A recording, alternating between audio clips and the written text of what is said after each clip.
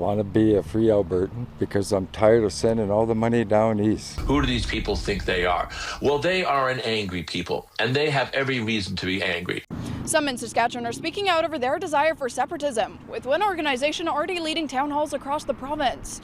The Saskatchewan Prosperity Project is heading the initiative to talk Saskatchewan independence. Western provinces are now openly discussing separation, and Canada's political class is acting like this anger appeared overnight. Alberta has an official vote approaching. Saskatchewan independence groups are filling town halls. British Columbia is reporting rising support, while Manitoba has a smaller but visible separatist base. Mark Carney keeps warning Western Canadians about the dangers of leaving. That is convenient because warning people about the future saves him from explaining how Ottawa created the present situation. Saskatchewan Premier Scott Moe believes much of the discontent comes from what he says are years of harmful decisions from Ottawa.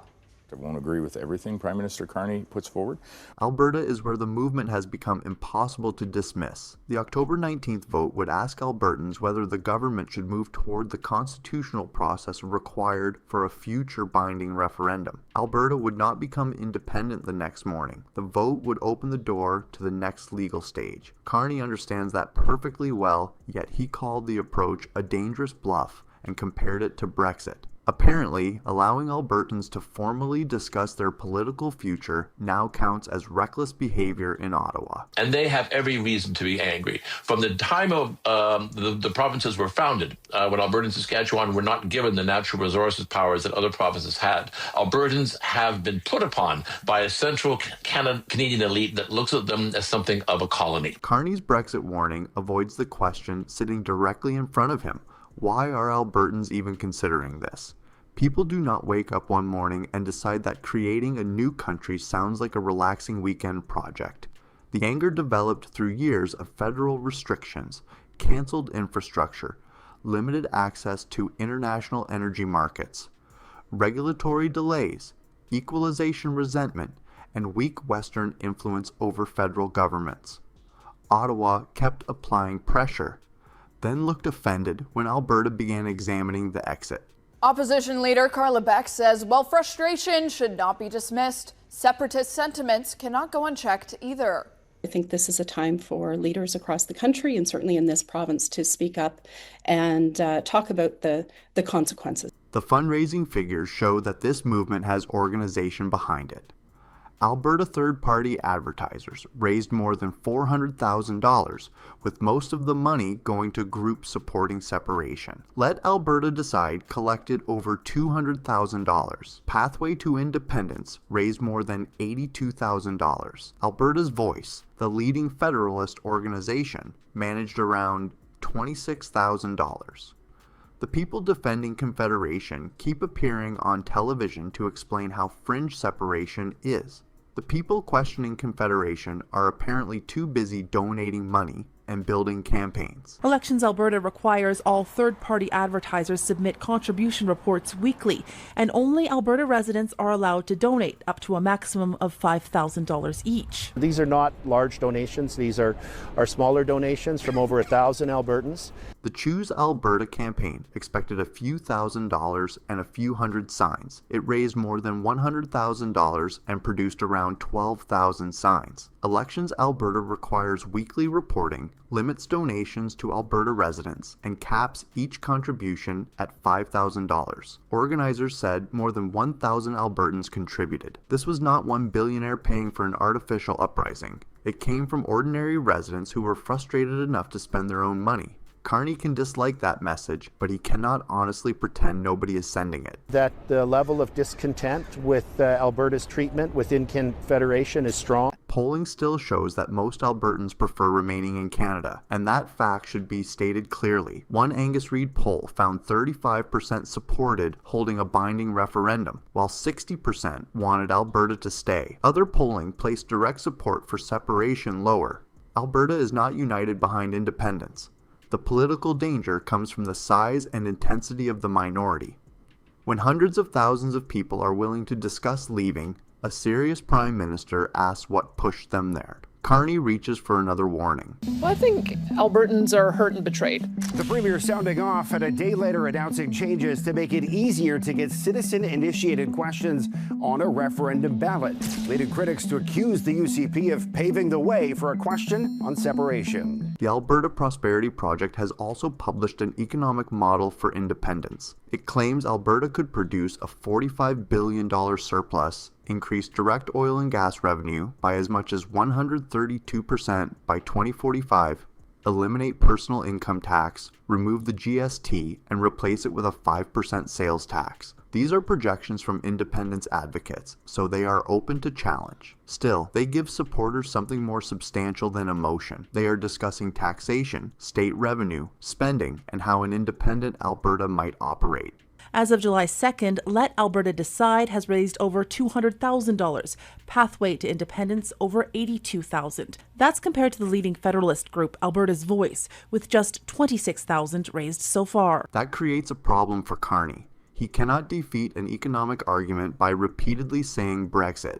Albertans want to know why a province with enormous energy wealth must fight Ottawa for pipelines, approvals, investment certainty, and access to buyers. They want to know why Ontario and Quebec dominate federal outcomes while Western provinces live with policies designed by governments they rarely determine.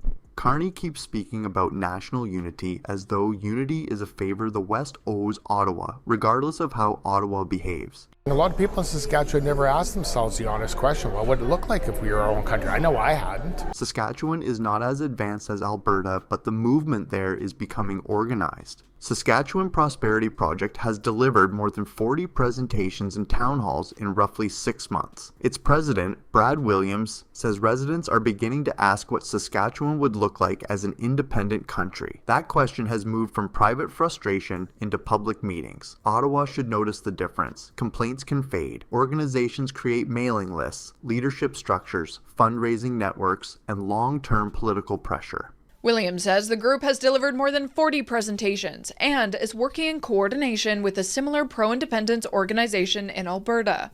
And we hope someday we could join them and actually be one country united, because I think Alberta and Saskatchewan would be a powerhouse. Williams openly talks about Saskatchewan eventually joining Alberta to form one country. He believes the two provinces would become an economic powerhouse. Supporters can point to obvious strengths. Alberta holds vast oil and gas resources. Saskatchewan produces potash, uranium, oil, natural gas, grain, and other agricultural exports. Together, they would control resources needed for global energy, fertilizer, food security, and nuclear power. Carney talks about making Canada an energy superpower. Western separatists are asking whether Ottawa has been standing in the way. There may be some barriers along the way. I think the biggest barrier here that we're going to be facing is the people who are judging on emotion. They're remembering the Canada that I grew up in, that they grew up in, and they don't want to admit or in denial that it's not the same Canada that we grew up in. Saskatchewan supporters also focus on federal representation. They argue that elections are often effectively settled before Western ballots can influence the result. Ontario and Quebec hold enough seats to shape national governments, while Saskatchewan voters feel like spectators who still receive the bill. They send taxes to Ottawa, follow federal rules, and watch policies affecting agriculture, and resources emerge from politicians with little dependence on Saskatchewan voters. Federal officials explain that this is how population-based democracy works. That explanation does nothing to improve the experience. Separatism doesn't stop at provincial borders. With Alberta moving toward a fall referendum with a question on separating, similar sentiments are being felt in Saskatchewan too. Political analyst Ken Coates described the current Saskatchewan movement as much stronger and much angrier than previous waves of Western alienation. That assessment matters because political anger becomes influential before it becomes mainstream. Governments have a window to address it while support remains limited. Ottawa usually spends that window explaining why the angry people are wrong. Then officials become amazed when the movement acquires a leader, a name, dozens of town halls, and cooperation with organizers in another province. We have no vote. We have no say. By the time it gets to Manitoba border, we already know who's going to be in government. And they don't care what we think. They just tell us to shut up and keep sending our money there. Scott Moe supports Saskatchewan remaining in Canada, but even he admits that years of harmful and unconsulted federal decisions created Western frustration. Moe says Carney has changed the tone and is more willing to speak with provinces. He also says progress is not fast enough and does not go far enough. That is the praise Carney is receiving from a committed Federalist Premier. He gets credit for attending meetings while the policies that produce the anger remain only partly addressed. So this is not a new thing at all. It's a very old thing. But this one is British, is quite different because it's very much stronger and it's much angrier.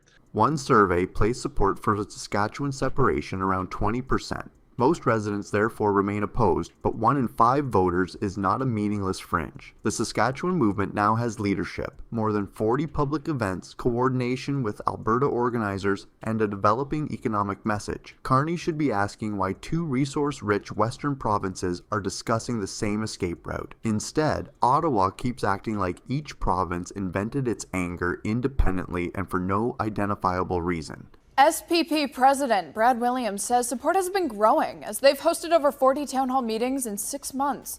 And while he admits the group is well behind Alberta's movement, they have a lot of the same grievances. Something political analyst Ken Coates says would be wise not to ignore. Alberta has the official vote and the fundraising machine. Saskatchewan has the town halls and the vision of a joint Western country. These movements are still minorities, but they are organized minorities built around real grievances. Mark Carney can keep warning everyone that separation carries consequences. Western Canadians already understand that. What they are waiting to hear is whether remaining under Ottawa's control will finally stop carrying consequences of its own. Western alienation has always been on people's minds in British Columbia. It's always been talked about feeling alienated. Really, it doesn't matter what happens or how we vote because we're always governed by the number of seats held back in Ontario and Quebec. British Columbia is where this Western separation debate becomes much harder for Ottawa to dismiss as an Alberta-only problem. Support for BC leaving Canada reportedly rose from 20% to 28% in a little over 1 year, while another poll cited interest slightly above 30%. Those numbers still fall well short of a majority, but they are high enough to make provincial leaders uncomfortable. When nearly 1/3 of a province starts questioning Confederation, telling everyone to stop talking about it sounds less like leadership and more like panic. The number of British Columbians wanting BC to leave Canada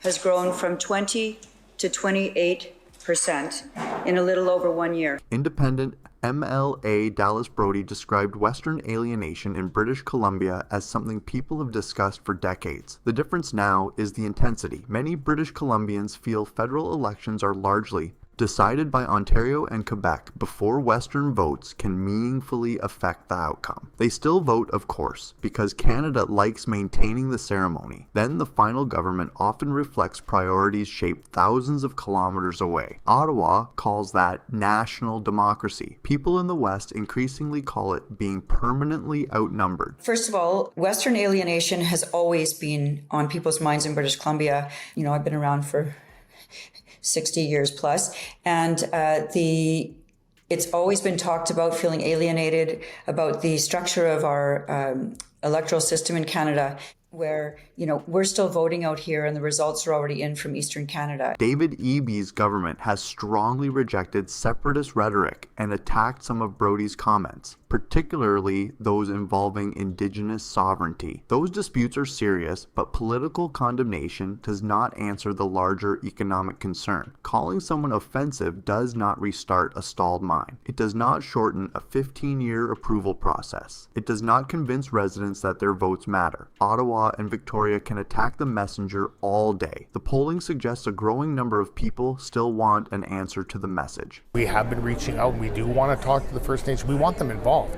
The future of the separatist movement in Saskatchewan remains unclear, as interest in provincial autonomy continues to be debated in Western Canada. Manitoba is different. There is no announced referendum, no fundraising operation comparable to Alberta, and no organized independence campaign matching Saskatchewan's town halls. Recent polling placed direct support for Manitoba separation at roughly 8%. That makes Manitoba the weakest part of any WEXIT alliance. It would be dishonest dishonest to claim the province is preparing to leave Canada. Still, 8% represents a real political minority, and Western frustration does not need to begin with a majority to become relevant. It's not a binding referendum question, or it is a referendum question, pardon me, but it's not a separation question. It's a question about whether we should even move forward with that. So I don't see an issue with that in any way. Manitoba also receives far more from the federal equalization system than Alberta or Saskatchewan. The province is expected to receive more than $5 billion in equalization and roughly $7.8 billion in major federal transfers during 2026 to 27. That creates an obvious challenge for any Manitoba independence argument. Leaving Canada would require replacing a huge amount of federal funding. Schools, healthcare, infrastructure, and provincial services would not continue running through optimism alone. Any serious movement would need a credible financial plan. Roughly 1 in 2 Indigenous people supports independence, and they don't get a say, thanks to their activist chiefs like Alan Adam, who... But Ottawa should not confuse receiving transfers with feeling respected. A province can depend on federal funding while still resenting federal priorities. Manitobans deal with concerns involving agriculture, northern development, infrastructure, affordability, crime, Indigenous communities, transportation, and limited influence over national decisions. Carney may believe that reading out a transfer total settles every complaint. That is how governments mistake financial dependence for political loyalty. Provincial separation from Canada, from the Confederation, is the talk of the town.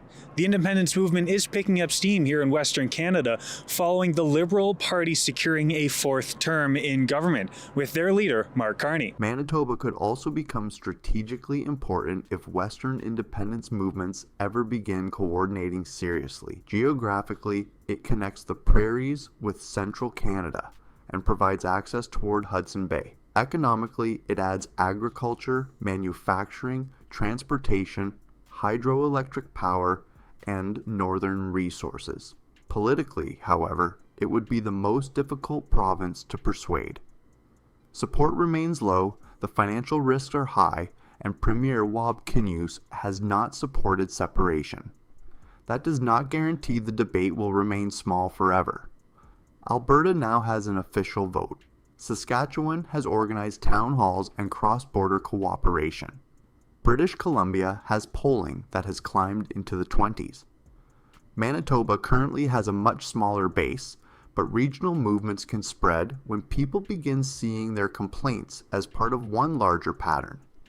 Ottawa should have learned by now that ignoring Western frustration rarely makes it disappear. It usually gives the frustration more time to organize.